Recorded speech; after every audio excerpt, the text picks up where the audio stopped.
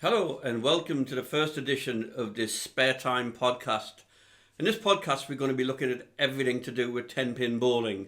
And it's for anybody who's interested in 10-pin bowling or anybody who wants to know a little bit more about it. We're going to find out not just about the bowlers, but we're going to find out about the bowling world.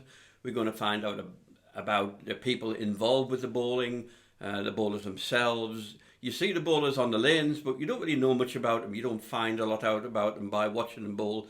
So we're going to be talking to some of the bowlers to find out what motivates them, how they got started in bowling, what the plans are for the future, and other people involved with bowling, such as pro shop owners, such as maybe even ball reps, or anybody with an involvement in 10-pin bowling in some sort of capacity. So we'll be having a lot of guests during the various podcasts. But as first one, we're going to start off. I'm Nigel Marston, by the way. This is my son Ben Marston. And Ben is the bowler. I'm not, even though I sometimes do bowl. So we're going to start off today by talking about Ben's bowling career. How it started, what he's been doing over the years, where he's got to, and what his plans are for the future. Is that right, Ben? Yeah, that's right. Yeah. I mean, one thing I will say, he's done quite well because it's taken a long time because I can't stop laughing. I'm a very laughy person. It has taken about 12 attempts to start this podcast, but we are here. We've started it.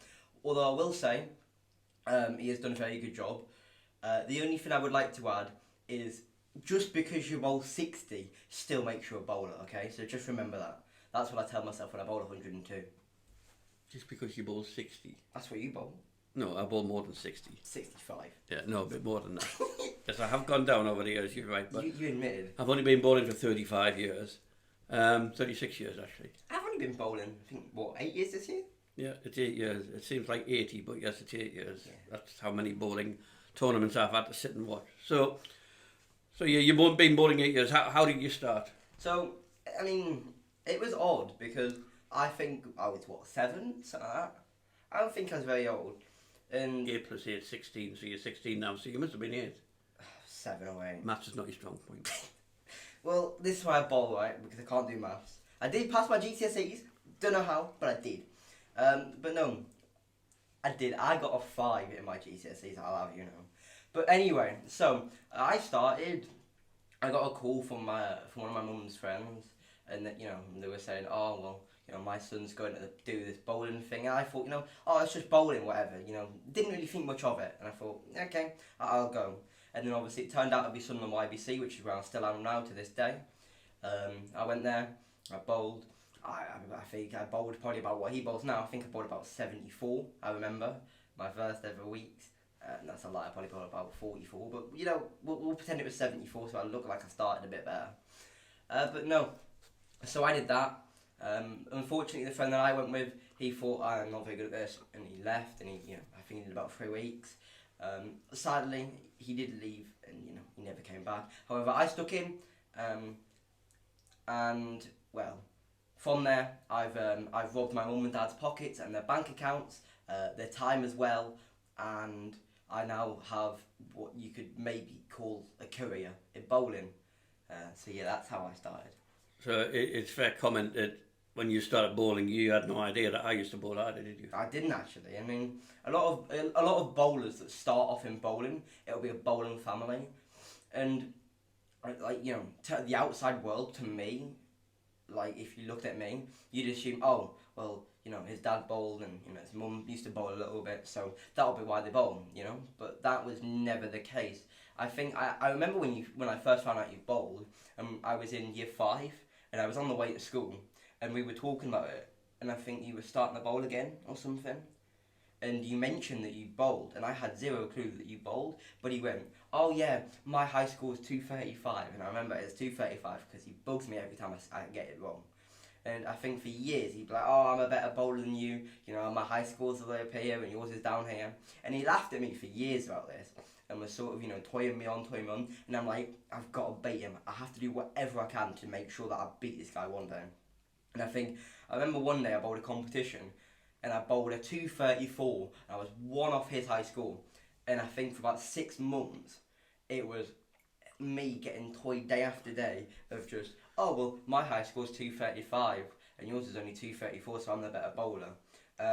Then I went and bowled a what was the next one after that? I have no idea. 247. I went and bowled 247, and ever since that day, he has been utterly washed, and I've been so much better than him. So yeah. But now I think my family, you could. I don't really think you can consider it a bowling family, to be fair, though, could you? I mean, you bowl, I bowl, but I mean, it's not like a traditional bowling family where everyone in the family bowls. Yeah, no, that's it. It's just the two of us. But so you went into the YBC and you were bowling in the YBC. Can you remember your first tournament? Yeah. So my first tournament was actually at Washington now. So I didn't start at Washington. Our club. This is quite an interesting story actually. Our club when I first joined was huge. We had about 30, 40 bowlers in. Would you say about that? I don't really remember, to be honest. There was a lot more than there was a lot more than there has been. And I think you had likes of you had Tom, you had Sophie, you had Amy. You had I think we had about 6, 7, 8 bowlers that were Team England consistently or had been in the past. So I grew up around all these people who you're looking at and you're thinking, oh, they're really good. And I think we started off in the bowling alley in our town, the Sunderland bowling alley, but that shut down, and then we all moved to the Washington bowling alley. And this is where actually I had my first competition. I was 7. There's a picture somewhere in the deep, dark realms of the internet, whether it'll ever surface. If I do end up ever finding it, it will be on my Instagram over at 10pinben on Instagram. It will be over there. I'll post it. I promise that now. I will post it. And there's a picture of me, hands by my sides. I was tiny. I think I was probably smaller than the ball return, and I was happy as can be. I remember I bowled it, and obviously I didn't win it, but my first ever competition I did win was at my home bowling centre, and it was the June Simmons in 2016, and I won the under 10s. I won the under 10 singles, and I won this bowling ball, okay, and I still have it as a recollection of all that I've achieved. I won this bowling ball. It's a green Brunswick spare ball. It's a £10 ball, and I have that as a recollection of my first bowling competition and where I started. But I mean, do you remember your first competition? If you can remember back 50 years ago. I actually never did any competitions, believe it or not, because we were just sort of casual bowlers. We used to go on, me and a friend used to go every Sunday night, just bowl once a week. And I didn't even have my own ball for the first 4 years. We used to use a spare ball. And we used to go to the XL, the Sunderland Bowling Alley, when it was there. It's been knocked down, it's now a Tesco. So we used to go there, and with just the two of us, using a house ball, and it was a £14 house ball. We knew which one it was because it was black ball with a red star on it. And there was about 3 or 4 of those, and we had to find it every week. And we used to go pretty late, about 10 o'clock, so there was never anybody else there. So the ball was always around somewhere. So it was 1991 before I got my first ball, and it was a plastic ebonite spare ball, £16, which I still got. That's when I got my first ball. And then my friend, he got a ball at a similar sort of time. And eventually he got a reactive, but he never learned how to play with a reactive, and his game just went down and down and down. So neither of us really knew what we were doing. So we were just fun bowlers. But then we joined a bowling league in Westgate Road in Newcastle in the mid-90s. It was a trios league on a Sunday night, and we bowled a few seasons in that. And that was it. I certainly didn't do any tournaments.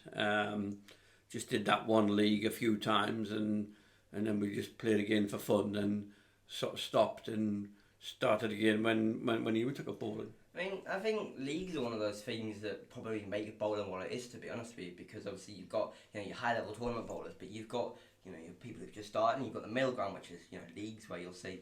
I bowl in 4 leagues a week. I bowl Tuesday league, Thursday league, Saturday league, but I was bowling Friday league last season as well, but I've stopped bowling that. So I was bowling 4 leagues a season last season, and it was it's one of those, you know, you speak to these bowlers and obviously, you know, I'm only 16, I've not been 16 for long, but you speak to these bowlers who are, you know, in their 60s, and you go, oh, how long have you bowled? And go, I've bowled in this league for like 50 years and 40 years, and there's people that have been bowling in these leagues longer than some of these bowling alleys have even been built, and I think that is such an important part of bowling, that you have this big community feel and people who bowled with each other for like multiple decades. I think that is something really special about bowling. I mean, I remember when I was bowling on a Sunday night, the bowling alley used to have professional bowling on the television screens in the bowling alley. We knew nothing about it in those days, and we had no clue who we were watching. We weren't really watching it; we were just there. Sort of my overriding memory of that is that the camera would go into the audience and pick somebody out of the audience, and it would say Fred's mum and stuff like that. We thought that was very funny, but so they used to make as much about the people who were watching the tournament as they did the bowlers, but we knew nothing at all about PBA or professional bowling or anything like that at that particular time. Can't remember why I'm mentioning that, but it'll come back to me. But so that was my sort of first introduction really to the bowling scene. I knew it was big in the USA and a lot bigger than it was in the UK. But so I mean, when you started with the YBC, you were bowling for a while. Then my memory is that we had an opportunity. I think it was on a weekday once to go to Shipley and meet 3 PBA players and get some coaching off them. And you weren't very old at the time. You were probably 10. Yeah, you were probably about 10. You've been bowling a couple of years at that point. I mean, I remember that, and that it was what it is the Weber Cup in 20... No, I must have even been... It wasn't the Weber Cup, it was in Shipley. No, it was a week before the Weber Cup. Oh, right, okay. So the Weber Cup was in Barnsley that year, and I think it was 2017. So, I mean, it stops in 2019, so it was probably 2016, 2017. So I might have even been bowling about a year at this point, and I remember I had a £10 ball, and it was actually that £10 green ball I just showed you. And I remember distinctively, I was bowling with it, and I think Stuart Williams, Martin Larsson, and Kyle Troop were bowling there, or they were there coaching, and there was these, there was £14 sort of exhibition balls where they had loads of balls drilled, and you could put your interchangeable for men.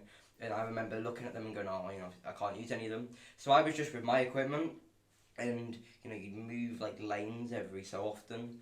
And you'd have, Kyle Troop on lanes 1 to 5, Stuart Williams on lanes, 6 to 10, and then on 11 to 16 or whatever, you would have, Martin Larsson.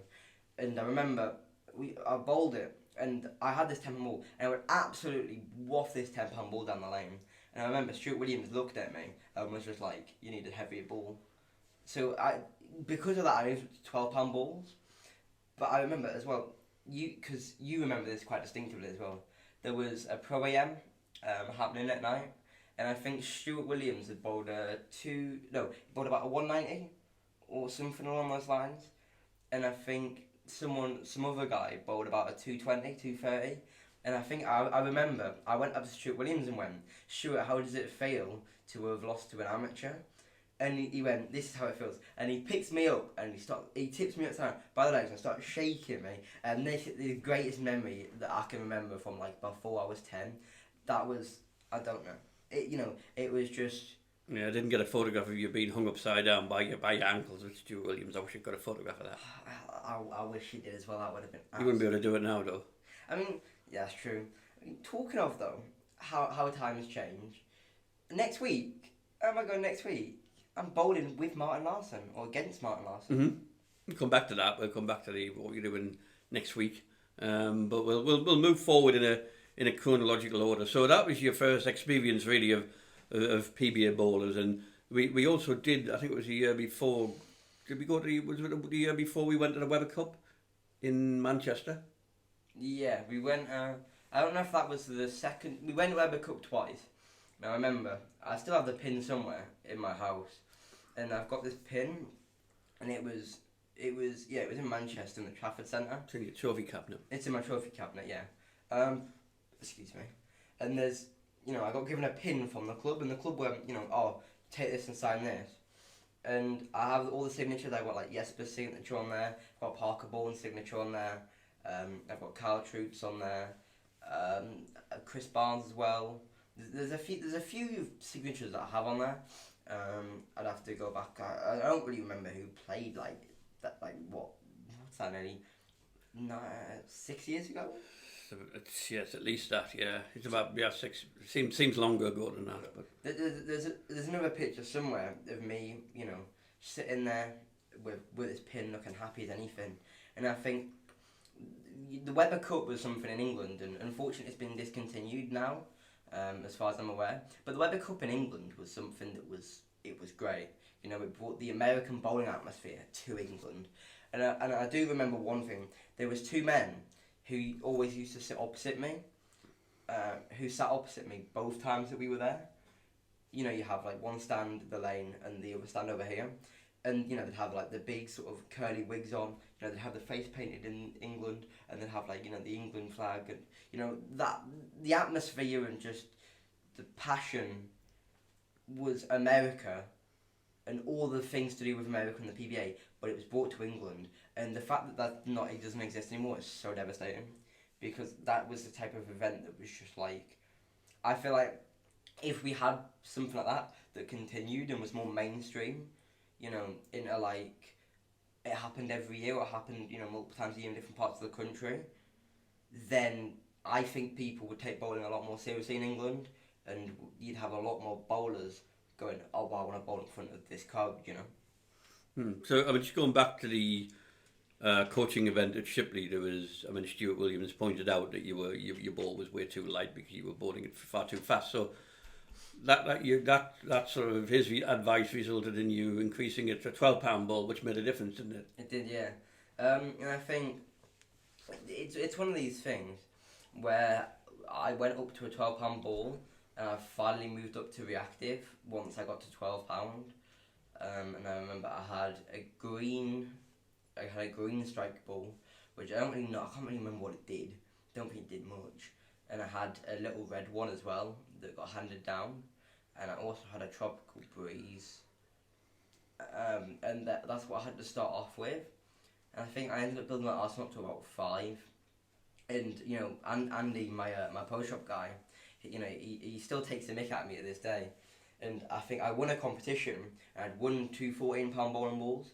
And he went, you can keep these, and then when you move up to 14 pound, then you'll have 2 balls ready. And obviously I was like, yeah, I don't want it. I don't want to. I want balls now. And I remember, so we drilled the poison pearl and the frequency. Oh no, so the poison solid and the frequency. And I got both of these drilled. I remember I bowled with them, and I loved them. They were absolutely great.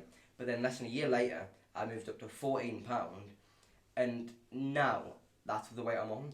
But I still get the mick taken out of me for the fact that I could have had 2 extra balls, but I chose not to because I wanted them, then.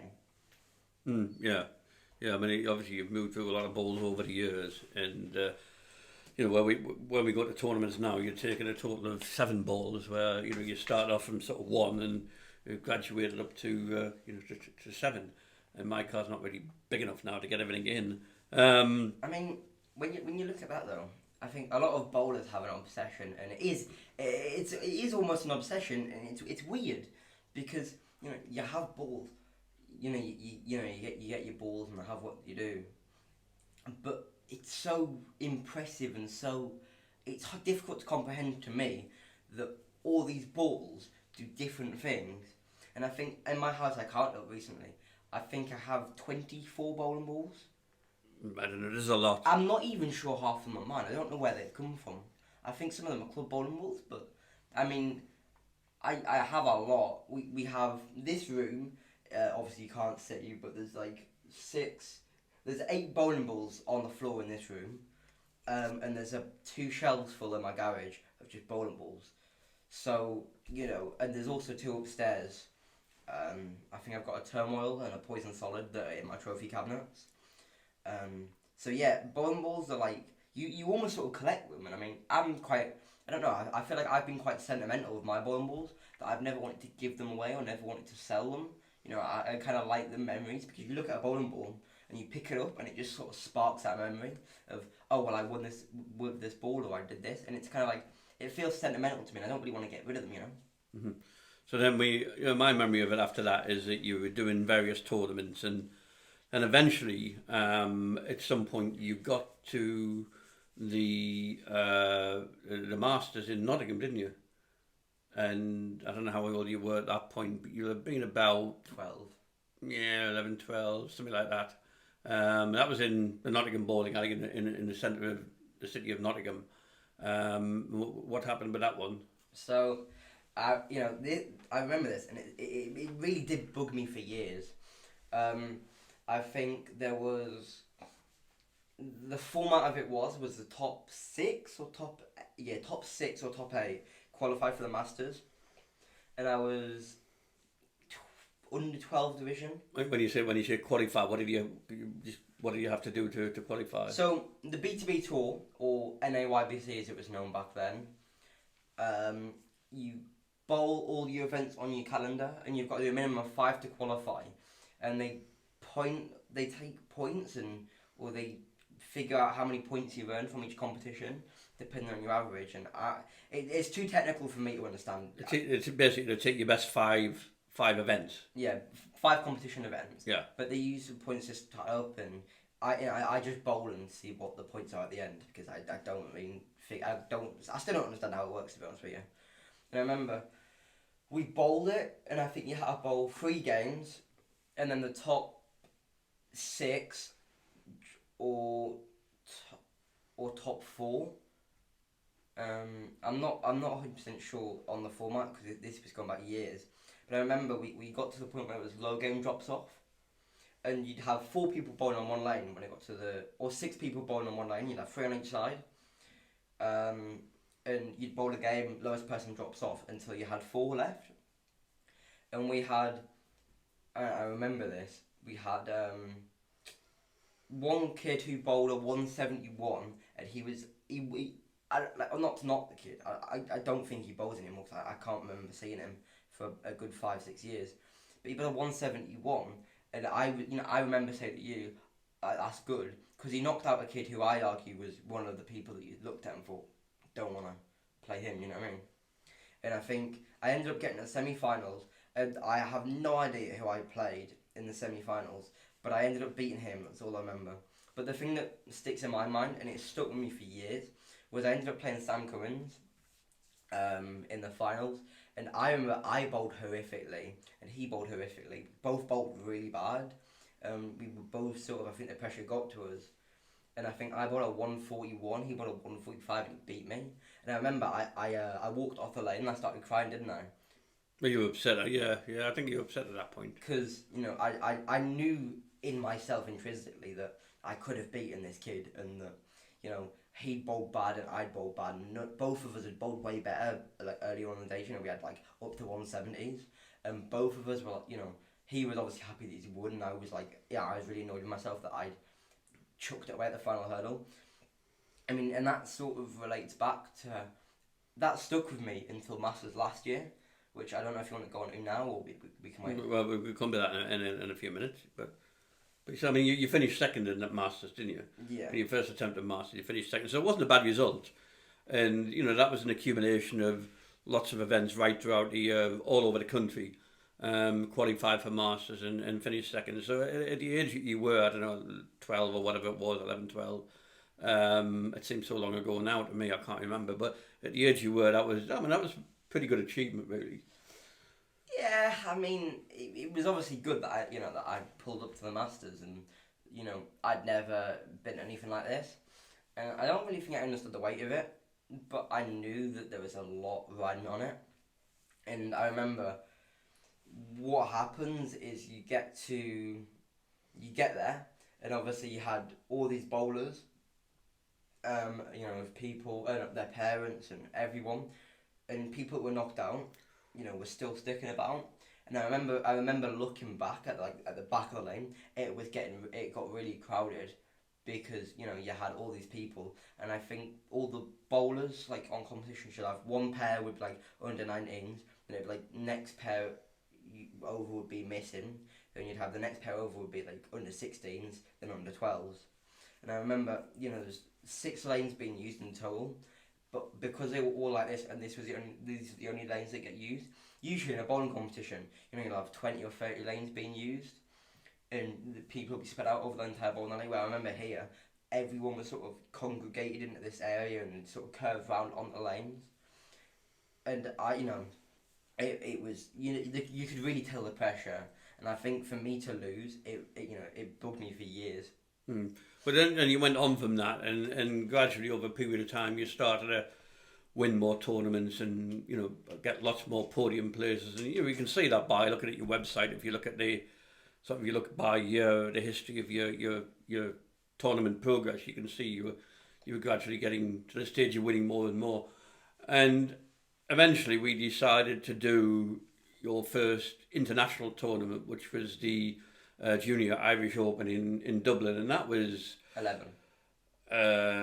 What, you were 11 then, were you? Was that before COVID or after COVID? Before. It was just before COVID, It was wasn't it? 2019, because I remember I just moved into secondary school, and I remember getting my first time off, and I remember outside the student support office going sitting there, little year 7, huge rucksack on your back, being like, can you please approve this? And we got it approved. And obviously, we flew to Ireland to bowl in the Junior Irish Open. Yeah, we flew from Newcastle to Dublin, and the event was at the Stillorgan Bowl, wasn't it?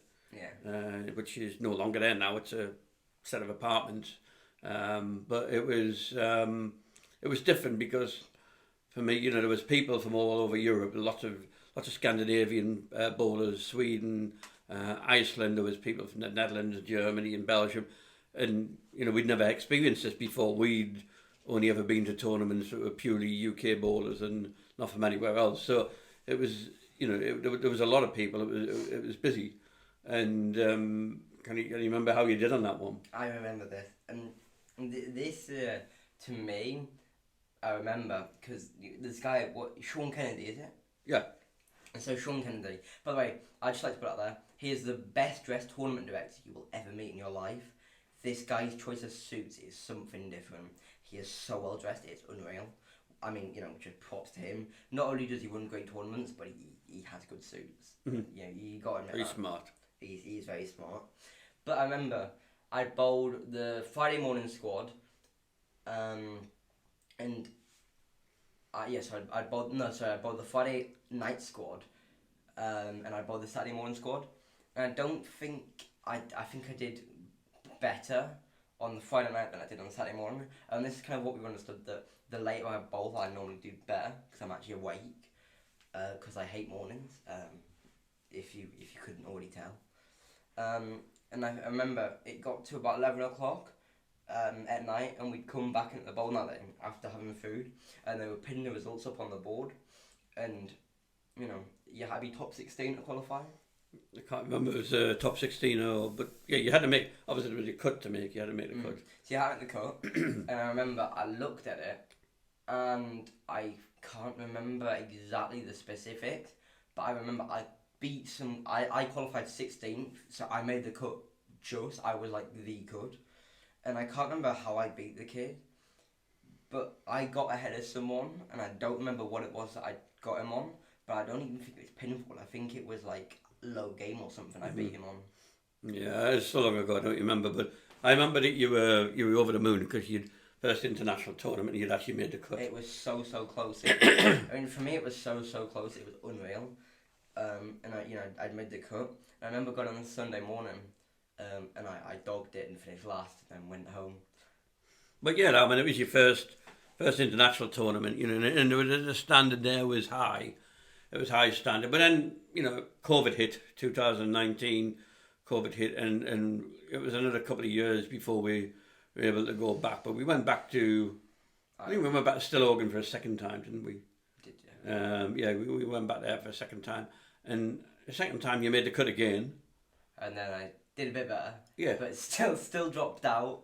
I think I might have made it up to about 13th or 11th that time. Yeah. I mean, for me, it was an international tournament, and the international tournaments have a bit of a different type of atmosphere than the domestic tournaments do. Maybe because it's people from lots of different countries, but it's a tournament I particularly enjoy.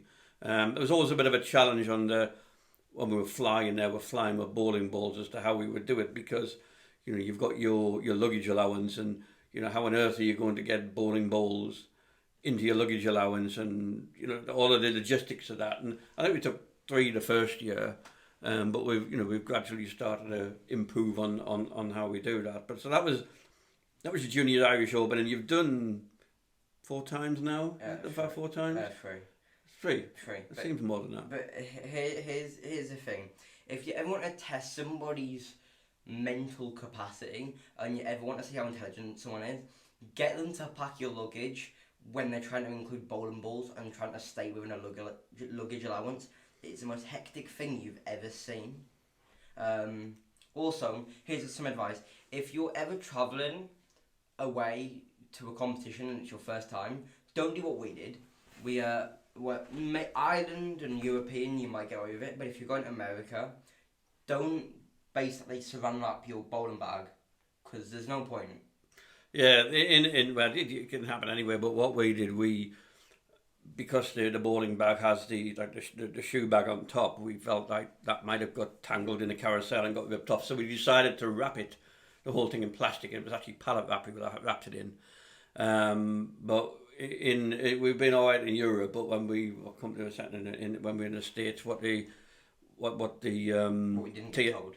What we didn't get told is TSA searched every. Yeah, the TSA had ripped it open and it was just sort of hanging off it, so it didn't really work too well. But because there's no locks on the bowling bags, we had to use wire ties to keep the zip shut and things like that. But it's difficult because you need to encase it in something so it doesn't get trapped in a baggage carousel. But you've always got a risk of a TSA or security just opening the whole thing just to see what's in it. And another thing that we did learn about flying with bowling balls is that we thought, we can put one in our carry-on, because as long as it would fit in the carry-on, it wasn't so much of a problem with the weight.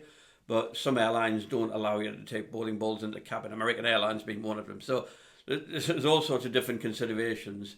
The thing that we learned on the last trip to Ireland, I think it was, is that when we checked in, they said that you check the bowling balls in our sports equipment, it goes through a separate check-in. And the guy in the check-in desk said to us that they tend to look after them a little bit more carefully if you do that, rather than just checking them in a normal way. I think as well, we started with like pallet wrapping, spending hours wrapping it. Now what we do is all the zips, just zip tie the zips together so you can't open the bag. And if they do, in the main bit, put extra zip ties in there. So if they do open it, they just zip tie it back up again.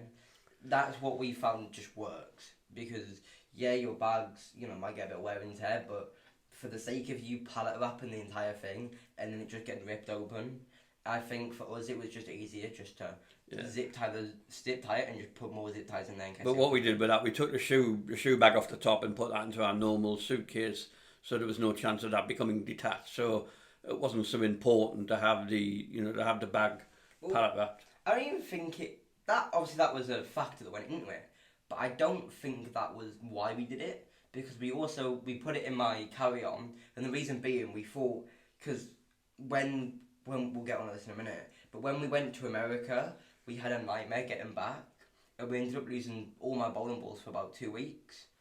And the reason that we put it in our carry-on was because we were thinking, worst case scenario, you lose your bowling balls, you can get some more drilled when you're there, if you need to. But if you lose your shoes, that's a whole different ball game, because you're not used to your shoes, you're not used to the slide, or you're missing all your equipment, you're missing this, you're missing that. So we were like, well, we'll take that with us, because worst case scenario, balls can get drilled. I'd rather lose my balls than my shoes. Mm-hmm. Yeah, we put it in the luggage, partly for that reason, but partly also because we had to take it off. So moving from the Junior Irish Open, after you've done that a couple of times, the next tournament was the Storm Youth Championship in Las Vegas. That was a different event completely. I can't even remember quite how we got into that, but there was some ridiculous number of applications for that. There's only 180 bowlers were allowed in it, and it was first come, first served. And basically, it was a bit of a mad typing exercise, because the entries opened at at midday in, I think it was Central US time, so it was like 7 o'clock at night our time, and you had to get your entry in straight away. And I knew it was going to be fast because I was told that the whole thing sells out in about 10 minutes. The reality was the whole thing sells out in about a minute and a half. So I had everything, all the information I needed, and it was all saved and everything. So I was able to fill this form in, and miraculously got an entry on the first occasion. So, here we are, ready to go to Las Vegas to bowl a 3-day tournament, which was, just something we never expected to do, did we? I think the biggest tournament we'd ever bowled before that was 2 days, which would be nationals, or Europe when we've been there. You had the 2-day tournaments, and I think we got there, and I remember getting the call off my dad, and my dad went, "We're going to Vegas," and I remember I was bouncing around my house. I was running up and down the stairs going, "I'm going to Vegas, I'm going to Vegas." And I remember my dad always said to me, because my dad's been to America a lot, and I mean, so have I to a degree, but not as many times as my dad. And my dad said to me, he went, "You're going to go, I'll take you to Vegas when you get to 18 or 21, because he went, you can't do anything in Vegas. You can't do anything in Vegas until you're 18. That's not true. I was lied to. You can actually do a lot in Vegas. Yeah, I was surprised because I've been to Vegas 3 times before, and it is to a large degree, it's very much of an adult type of place. And I knew that the age limit for the casinos was 21, and they were very, very strict about anybody under 21 being in casinos, bars, things like that. And they weren't as strict as before they'd be though. They weren't as strict as. No, but I'd never been there with somebody who was under 21 before, so I didn't know. But I'd heard stories about it. But the reality is, yes, you've got to be able to walk through the casinos when you're in Vegas to get to various parts of the hotels. But as long as you're walking and you're not stopping at the machines and things like that, you're absolutely fine. But so at Vegas, we decided, we had the entry came out, and we were given a chance of staying in a hotel next to the bowling centre. Now, we didn't really know what the setup was. It was South Point. Yeah, it was South Point. Now, South Point is, as I know now, it's a large, very big. It's like a resort almost hotel. It's about seven miles outside of Vegas itself. And we actually saw this when we were flying in. We were flying in at night, and it was just it was pitch black in the desert, and all of a sudden there was this building that just lit the place up. And you thought we were already on the strip, but I knew we weren't because it was one building. But we could see even from the air, this was a massive place, and we didn't know what it was. But we didn't realise that was South Point where we were going to be bowling. So I thought, well, I knew it was outside of Vegas. I thought, well, no, we're going to stay in Vegas to get the to get the atmosphere. We stayed at the Venetian, and but South Point itself was an amazing venue. I mean, we got an Uber to to South Point, but the place was just massive, wasn't it? It was just yeah. So you walked in. Obviously, you had the big main entrance, and we got an Uber, and we sort of walked in. And I remember the first way it said bowl. There's big yellow sign that said bowling alley this way. So we went this way and we sort of got there and went, hey, no way. And we're thinking, are we early or what we're doing?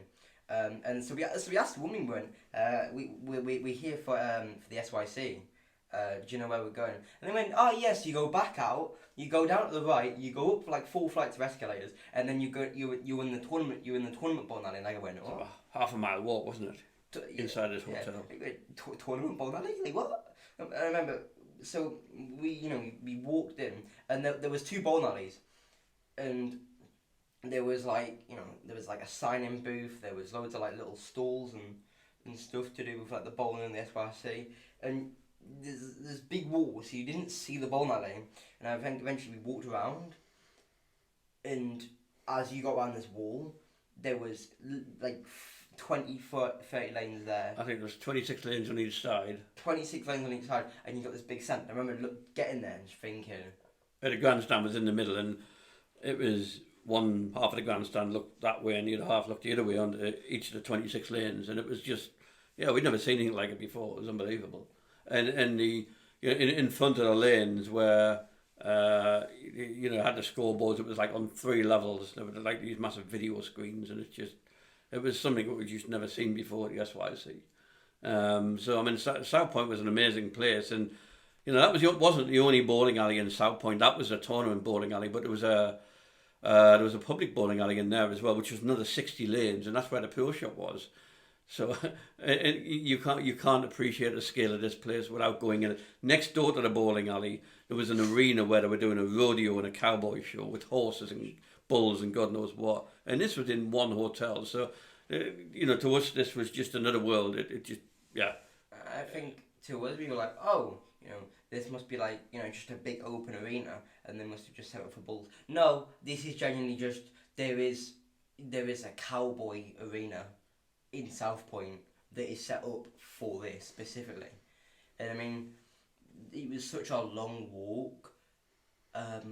It was mental. Although there is one thing I met. Do you remember the restaurant situation? Oh yeah. We were in a restaurant at having lunch in South Point, and while we were in there, who appears in the restaurant and sits 3 tables away from us, but Jason Belmonte.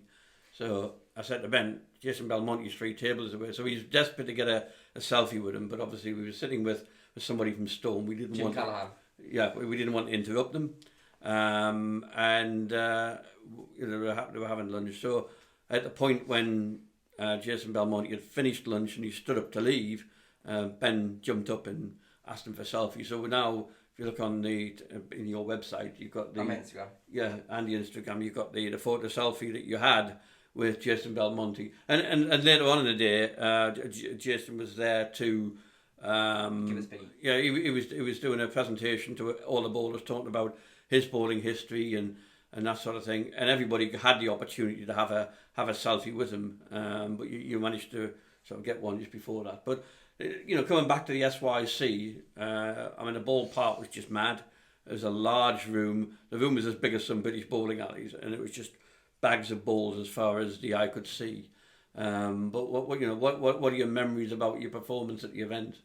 So I remember, obviously, you always think you're good until you go somewhere. Then if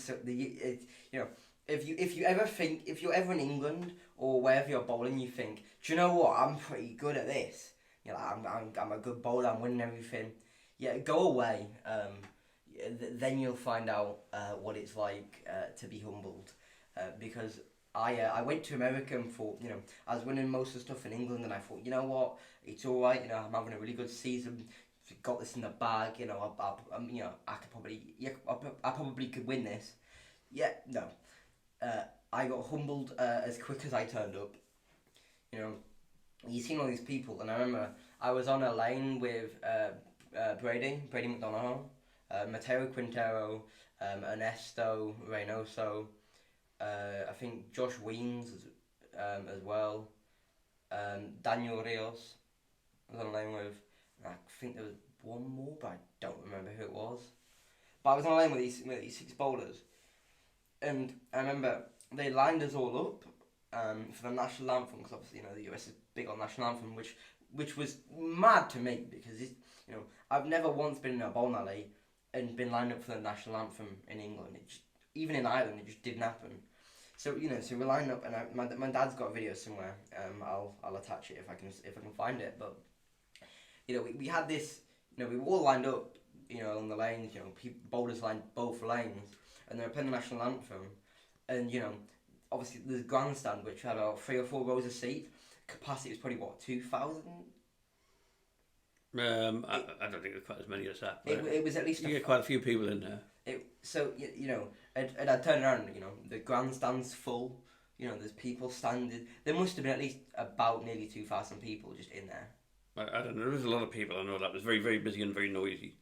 And and that happened. And we thought it was mental. And we had a short pattern, a medium pattern, a long pattern.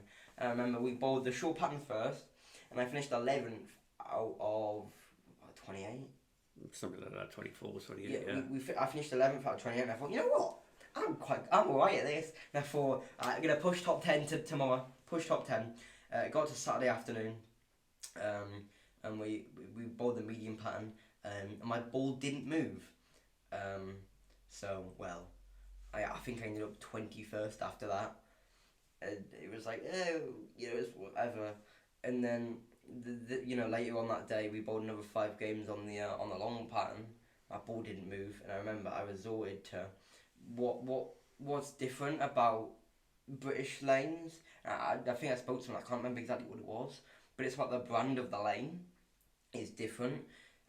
Certain brands of lanes have the 42-foot lane markers or 40-foot lane markers. So they have like different colour boards, like down the lane. And I remember I just started aiming for them because my ball didn't move, so I didn't know what else to do other than just throw it fast and aim for that because my ball wouldn't move and I was completely lost.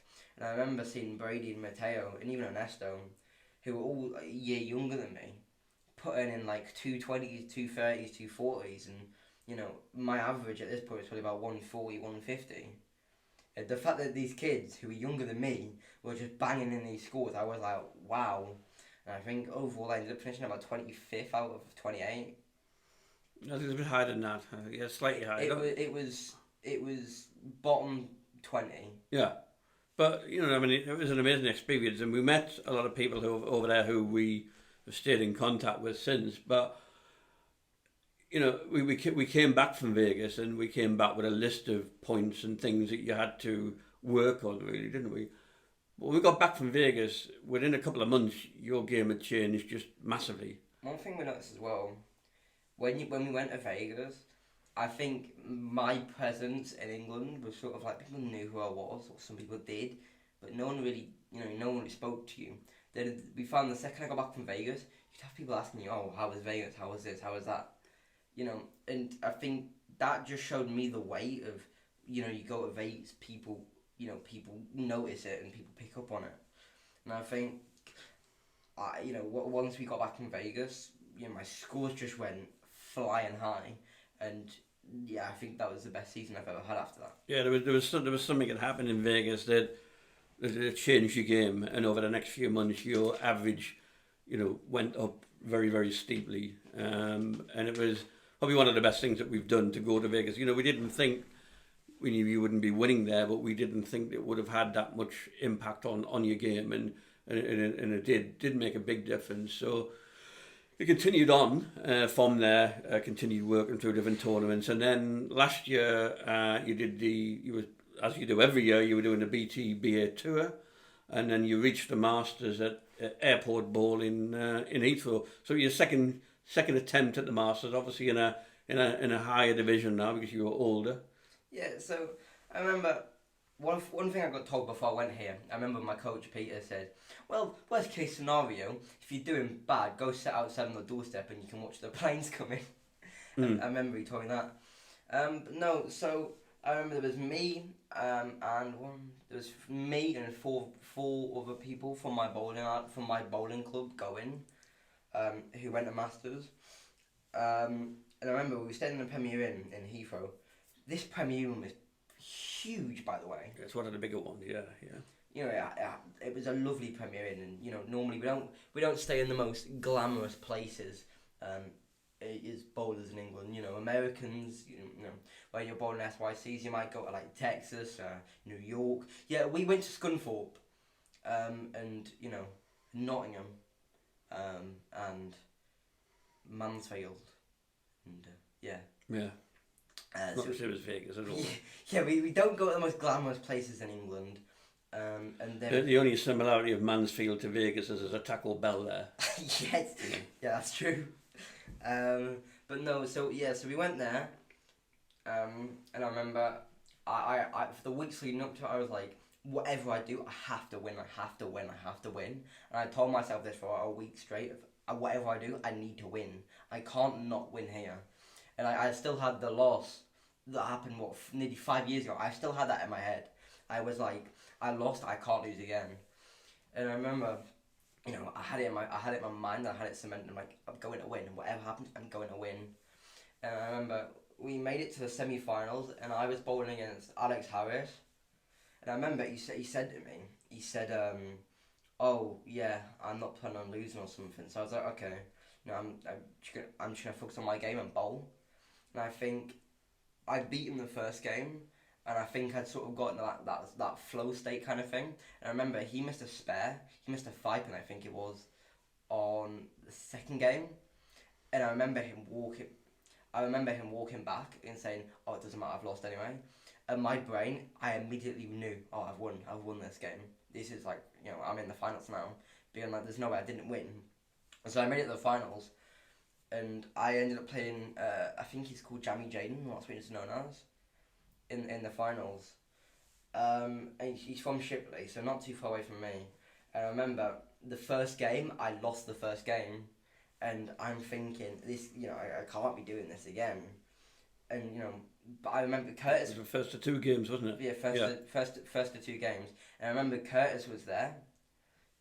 And Curtis said to me, like, "Listen, you believe in your ability. You know what you can do." And I was like, "Curtis, I need help. Come and help." And Curtis said to me, he went, "Believe in your ability. You know what you're capable of." And he's like, "Just relax, throw the ball. Your ball's gonna do the work, and just chill." And I was asking him, like, what should I do? And he was almost sort of bull-whipping me and helping me through this. And I remember I won the second game, so it's now 1-1, and it went on to a tiebreaker game. And I remember Curtis said, "Just whatever you do, you are not going to lose." And he went, "You know what to do, just do it." And I ended up, and I hadn't worked out that I'd won. And I think, we bowled the game, I was bowling like 170, nothing special. And I was like, whatever I can do, I just can't let myself, I can't let me missing a shot get to me. I have to just keep bowling and keep hacking at it. And I remember I was like shaking, my hands were like this. And I was just like, I was so nervous, and we had issues starting the game. And so everyone else had finished it by this point. And we won, a game extra because we were on a tiebreaker game, and everyone else finished it. Everyone's watching this game, and my hands are shaking. And I remember, like, my arms were like jelly. I couldn't even throw the ball properly. I was all over the place, and I remember just throwing the ball and thinking, just don't put it in the gutter and I'll be alright. And I remember the last shot I threw, it went high, and I left a ring, and I left a stone 8, and I thought, right, okay, whatever I do not miss this. This is the one ball that I can't miss. Out of every ball I've ever thrown, this is the most important ball, most important spare I've ever thrown in my life. And I was just looking at it thinking, yeah, I've got to hit this. So I spared it, and I'm thinking, okay, I'm still in it. But the game was probably about 160, 170. I maybe had 10 advantage on him. And he bowled, he missed a spare, but he missed his spare. I wasn't paying attention to what he was doing. And I remember just saying, you should throw the ball down the middle somewhere, get it close to the middle, and I'll be alright. And I remember when the ball overhooked, because I was just so, I had no power in my shot because I was so nervous. My ball went high, and I left 4. And I remember you turned around, and your face lit up, and I've never seen, my dad's quite a reserved, kind of calm person. I have never in my life seen he doesn't like, he doesn't like football. You never see him bouncing around celebrating. Never in my life would I have expected me to turn around and see my dad go, "Yes!" and start banging on this table, going, "Get in there!" And I'm sitting there, and I realise that I've won, and I still can't really believe it. I'm sitting there going, "Come on!" And I remember I'd finally won it, and I just was like, after all these years of the last time I messed it up and all this, I'd finally won it, and that was the greatest feeling that I've felt in a long time. Yeah, I got that point on the 10th frame, and he couldn't beat you, and so I knew a couple of shots before that you'd won, but you obviously didn't. But I mean, it's an achievement because you became a a Masters champion. So in your second attempt to the Masters, so you've done that, and then that led us up to, that was last December. It led us up to this year. You've been in your attempt this year to get into Team England. You've been in the second half of the year. And we don't really know how that's going at the moment. I haven't seen any standings for this second half. You've done two of the 4 tournaments, but I personally not seen any standings, so I don't know where you are. I don't know how it's going with that, but I do remember the Team England qualification this year. I was woeful. I think the entire season I was bowling, and I'd come back competition after competition more often than not. I mean, I've still won 7, 8 podiums this season. Something like that, I'm not sure, yeah. But I felt that I'd been bowling so bad, And I remember looking, and the Team England qualifications came out, and I was rock bottom of my division. But a few people below me had dropped out, so I was the only one that hadn't dropped out, but was at the bottom. And I remember it said qualified for Team England, and in big letters it just said no. I was like, you know. But hopefully you never know the second half of the year. You've done 2 of the 4 tournaments. Third one's in next weekend actually, which is the youth nationals. So and the fourth one is that the Stroud in November? Max play accumulator. Yeah, that's in November in Stroud. So we'll see how you do with that one. But so that leads us up to what's happening next week. Now next week is from Thursday this week. I say next week. No, it's this week also, actually. But before we go into that, one thing that did actually lead on from me getting the Masters win. Or actually no, it sprung from Ireland. I got the Pro Bowl call. Oh yeah, well yeah, of course, yes. I don't know how did I miss that? That's going back to the Junior Irish Open last year. We were. Do you want to tell the story about how that happened? We'd finished on that one. We'd finished the tournament, and it was on the Sunday. And I think we were celebrating the fact that I'd done quite well this year, or last year in the Irish Open, and I was like, oh, good. I'd finished 6th. I won a whopping €50. I know €50 after spending probably about $1,000 to get there. Your best result in an international tournament so far, yeah, 6th place finish. We finished 6th, and I remember Lucas Martinson, I do apologise if I pronounce your name wrong, but he won it, and he was mental. He just struck. All he did all week was strike. From Sweden. Yeah. All he did all week was strike, and it was absolutely mental. And I remember I lost out to Ben Wallace, who's Scottish. What a bowler! He's a really good bowler for his age. I lost to him, and then I remember I finished 6th. I got €50. I was like, yeah, €50. I mean, we had spent about $1,000 to get there though. So, in the grand scheme of things, it wasn't much of a recoup, but it was the first time I'd cashed in Europe. No, it wasn't about the money though, it was about the result, wasn't it? Yeah, it was the first time I cashed in Europe, and I was like, that's a start. It means, I'm finally, up in that position. And, obviously, do you want to tell them about what happened on the Sunday?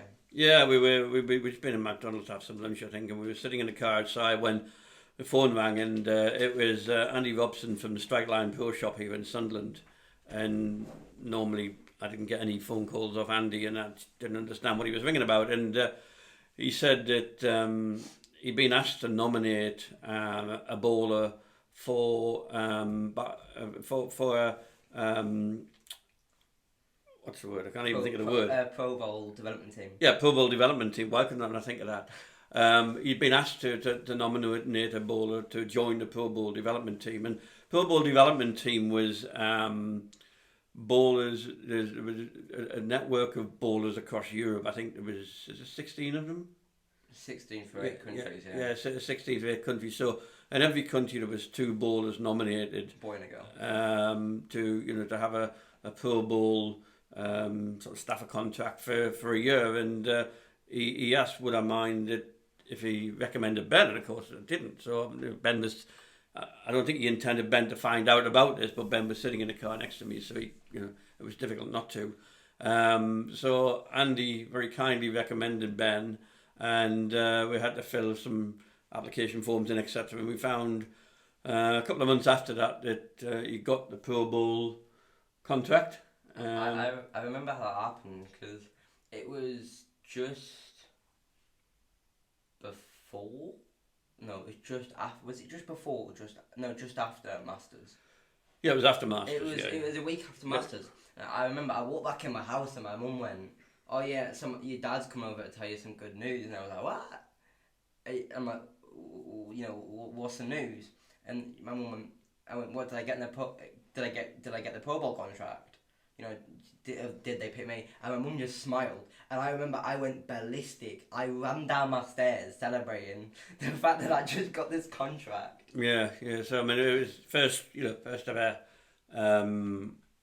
professional sponsorship that you'd had. I mean, you had other sponsorship previously, but it was the first ever professional. Nothing bowling related. Yeah. It was the first ever sponsorship from a bowling related company organisation. So as a on the back of that, in end of May, we went off to visit Pro Bowl in in Marder in the Netherlands, didn't we? Yes.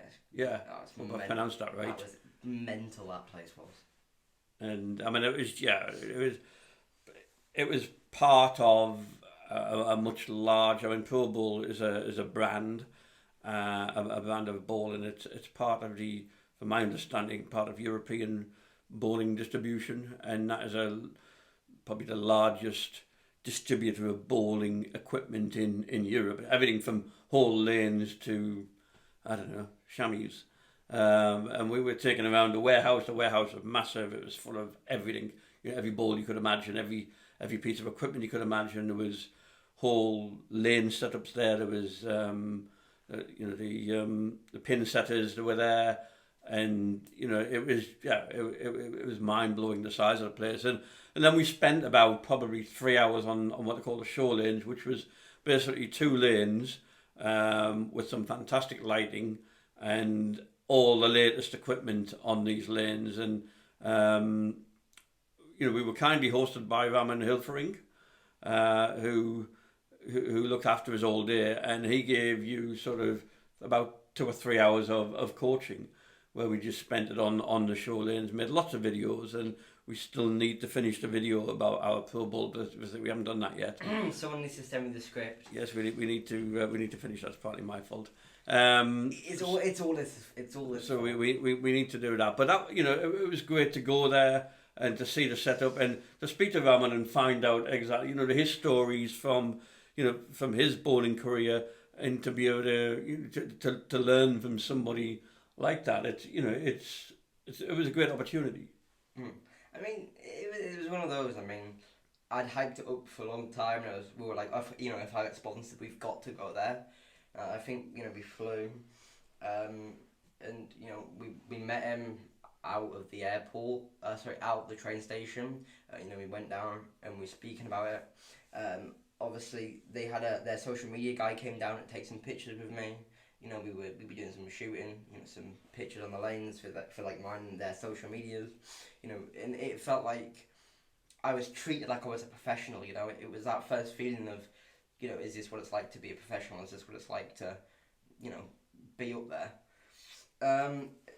We went and we were there bowling for a while. We did a bit of coaching. I remember their marketing manager or head of, I'm not sure exactly what his title was, but he came down and we spoke to him about it, and we were sort of just like, we want to get our message across to them and give them my plans and sort of see what we could do to help them, what we could do to work with them. Yeah, it's going to be a two-way thing. So, by you being sponsored by them, they've got to get some marketing advantage out of that. I mean, obviously, I can't thank Pro Bowl enough for the opportunities that I've been given. Obviously, it's definitely helped my my reputation in the country, giving me a bit more credibility. I think I've got enough wipe and strike to last me for the rest of the year, and probably longer. I mean, I've got 1 packet here. There is at least another 10 packets lying around my house and ready to be used. I mean, I remember I was like a kid on Christmas Day when all my bowling stuff arrived, and we were sent a list, and they were like, what colours balls do you want, and you asking a bowler to pick what balls he wants. It was a surreal moment, and I remember all the stuff that they sent me arrived, and I was just like, I got them back from school, and I was just bouncing because I'd got all this stuff, and I can't thank them enough for what they've done. Yeah, so I mean, you had your Pro Bowl reactive, you had a Euroturn, you had your spare ball, didn't you? So you had a whole arsenal plus a bag, and shoes. And shoes, and ironically, my bowling bag was also a Pro Bowl, but I've had that for years. This is one of the things as well that I didn't notice. So their shoes are quite, interchangeable shoes are quite expensive, and I've always just gone with the normal Dexter £50 shoes, and nothing big and high tech. But these shoes were, I think they retail around €230. Don't get me wrong, they're expensive, but I don't think I could go back to what I was using after using these. And obviously these only have one side foot, and they're interchangeable soles. After what I've used, I don't see how I could go back to the normal ones. because these give you so much more stability when you're bowling. Just the fact that one's like a normal shoe and the other one's like a bowling shoe, the stability you get is way better because you slide and you plant your foot hasn't got a slider on, so your foot can't slide away. Your foot's gonna plant, and your back foot will plant, and I think that helped my game a lot as well. And you don't realise how much equipment helps you until something changes and you realise what it does. It's certainly the best looking set of bowling shoes I've ever seen. There's no doubt about that. They are very nice, aren't they? Yeah. So I mean, so that was a great opportunity with the 16 bowlers throughout Europe. You actually only won in the UK because your sort of counterpart, the female is Hannah Marston, who's actually in Republic of Ireland. Yeah. So for some reason they've bunched together the UK and the Republic of Ireland. So you're the only one in the UK, but other countries have got 2 bowlers, and you've made contact with them, and you're probably going to meet. For the first time, you're probably going to meet one of them this coming weekend. Yeah, I think I'll be meeting Vince on the weekend. But one thing I will say about their products is, even after my contract expired and I'm no longer sponsored by them, I even before I was sponsored by them, I still use their products, and I still will. I mean, the shoes, you can't not admit how good they look. I mean, they're like. I can't get my head around it. Instead of laces, they've got a volume control. Oh yeah, also I'm horrible with laces as well, so that was like, I could twist it. It was good, but no, even after my contract expired, I will definitely still use them and still be thankful for everything that they've done. Yeah. So leading on to later on this week, it's going to be the Grand Bowling Tour is in front of us. So it's going to start. We're leaving on Thursday. And we're in Sunderland here in the northeast of England, and we're driving down to, we're staying overnight in Gloucester. But the next day is the English Open in Stroud. So that's going to be a tournament and a half, isn't it? Yeah, I mean, I think I looked at the squad list recently. You've got Richie Teese, who was on there last I looked. Ray Teese is there. Obviously, Vince is doing it. Finn van der Loo from one of the Pro Bowl development team. Yeah, Vince is doing it. A lot of the best bowlers in England are doing it. I think there's even a few European. Though I think Don Barrett might be doing it. I'm not sure. I can't remember the squatting list. There's a lot, and there's a few PBA bowlers on there. So that'll be good. Yeah. So we're doing that on the Friday. Then after we finish that on the Friday, we're driving down to Dunstable, and then we've got a weekend on the Saturday and Sunday. It's the youth nationals over that weekend, which you're doing with your YBC. So I think that will be. I think that's the only competition in England that I've never really won. I mean, I've come third, but I've never won. I've never won the nationals. I've never come first in singles, doubles, or trios, or teams, or anything in nationals. So that's my that's going to be my goal for that event. And I know it's challenging, and it always has been, but I'm confident that it'll be a good place to kick off. I mean, you get a win there, it'll propel me towards France. Yeah. So France. So we leave Sunday night after the national finish. Drive down to Portsmouth. And get the overnight ferry to Cannes in France. And in France, we're going to be doing not me. You're going to be doing the promotion tour. The places we're going to, I'm going to try and pronounce these. This is not going to end well. So I mean, I've got like a map up on like a French map. I'll put the places up here. So we've got Bayeux. No, Bayeux. Bayeux. That's where the tapestry comes on, Bayeux Tapestry. Never heard of it. We've got Saint Lô. We've got Saint-Lô. I presume it's pronounced. I don't know. We've got Rennes. We've got Chateaubriand. Chateaubriand. I don't know what that pronunciation is, but where is it? Which one's that? It's the third one there. Chateaubriand. Chateaubriand. I don't speak French, but I can pronounce it better than that. Then we've got Anciens. Angers. I would have said. Anciensis, yes. Who? It says Angers and Anciensis. Yeah, there's anger, stroke. I can't see. Don't even know what it says. Yeah.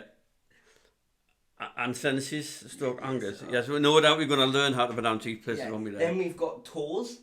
It's probably not how you pronounce it. Then you've got Fontaine-le-Comte. Yeah, okay. Yeah. He didn't do French GCSEs, you can tell there. Yeah. So we've got 7 different stages. So seven different bowling centres around France over a period of 11 days. I mean, I'm on Team Mercury for the promotion tour. And well, the first question I will be asking is how to pronounce my teammates' names, because they're all French and I don't understand how any of the names are going to be pronounced. So that's the first thing I need to learn. I try to commit to learning some French, but French is harder than I thought it would be to learn. So I haven't. I learned bonjour and au revoir, and that's about it. But yeah. There's not going to be much conversation going on between him and his teammates by the looks of this. Yeah. But they probably speak English. Yeah, I'm gonna hope they do. Because if they don't, yeah, I'm gonna be in a bit of trouble. So I mean, I can't figure out. I still haven't got my head round how the promotion tour works. I know there's 6 qualifying rounds from my understanding of it, and the team event is a Baker format, I think, and it's going to be. I know it's going to be televised. It's going to be televised by some French regional stations and a French national sports channel, I believe, and also an American TV channel based in New York. And Bowling Live as well. And also streamed on YouTube. Yeah. So it's going to be a combination. There's a lot of media coverage. I think, Bowling Live is doing it. I think ProMotion upload, videos of the matches, and then it obviously gets streamed on all the other, actual TV channels. Mm-hmm. So it's going to be a big event, and as I say, it's going to be 2 weeks of me sitting watching bowling. I might never want to see another bowling centre after that's all been finished. After 2 weeks, it's going to be, I don't know how easy it's going to be or how hard it's going to be to do that. But we're going to see what happens, see how well that you do, see what progress you make. I think, at the end of the day, you've got to look at I think there's 24 bowlers in it, and you've got to look at the squatting list. You've got Martin Larson, the likes of Martin Larson there. Jack Blythe. You've got Jack Blythe, and you've got people who are at the top of the game in a particular field of bowling. So it's going to be tough. I think you're going to have to see what you can achieve there. But if it's going to be like Vegas, it may give you some sort of a psychological boost to your game, and hopefully it will result in some sort of an increase in technique and an average by the time that you've done that event and the months following the event. Mm-hmm. I mean, obviously, just to touch on what we said before, the fact that when I was 10, I was sitting there getting coached by Martin Larson, looking at Martin, going, "Wow, this professional bowler, and he's one of my favourite bowlers out there." And now to be sitting there thinking, oh my God, I'm bowling with him next week. I'll be playing against him on the same level. Losing to him, probably. Yeah, probably. Yeah. I mean, at least I can say I lost to Martin Larson then. Yeah, true. But it's going to be a great experience anyway. So 11 days in France and 7 different bowling centres around France. So I mean that brings us right up to the current date. This podcast has been much longer than we expected it would be, but I mean, if anyone's kicked out for an hour and 15 minutes, well, I mean, I do salute you, because I don't think I would be. Yeah, the future ones are going to be much more concise than this, and we'll be having different guests. But for the first one, it is a little bit longer. We hope that you have managed to stay the course and watch it this far. If not, we're sitting here talking to ourselves. But we don't know. You never know. But, I mean, all we do anyway is talk rubbish to ourselves on a daily basis. So the only difference is we're doing it in front of a camera this time. But what I can promise is next time there will be some good guests coming on. I have some good guests already lined up, ready to come on. So I'm really excited about that. You might actually want to listen to what they've got to say, because I know I'm boring and that no one cares. But these guests, might actually be interesting. Well, it will be interesting because I picked them. So yeah, obviously, like I said, the in France and Stroud and Dunstable, all of these will be vlogged, and I'm gonna try and upload them the next day. So check them out on this YouTube channel right here. You should see them coming up. But yeah, so I'm gonna vlog as much as I can, record the experience for you guys. And well, if you have watched this episode this long, well, I mean, comment something, please, because I mean, if anyone does, hats off to you, because I wouldn't be. But anyway, like I said, if you did somehow enjoy this episode, I don't know how you would, but if you did, please like the video, and maybe consider subscribing if we've earned it off you. Because, like I said, I do promise to get some better people on than me, and this old man. I do promise to get better people on. Professional bag carrier and mobile wallet. And cameraman. But not professional like that. Amateur cameraman. Okay, so thank you for watching the first edition of the Spare Time podcast, and we look forward to seeing you on the next one.